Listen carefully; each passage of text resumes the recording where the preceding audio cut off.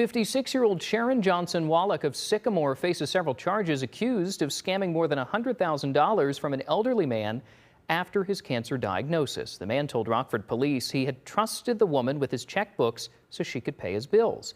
He says in late 2025 he discovered credit card payments and checks written from his account into Johnson Wallace's business account.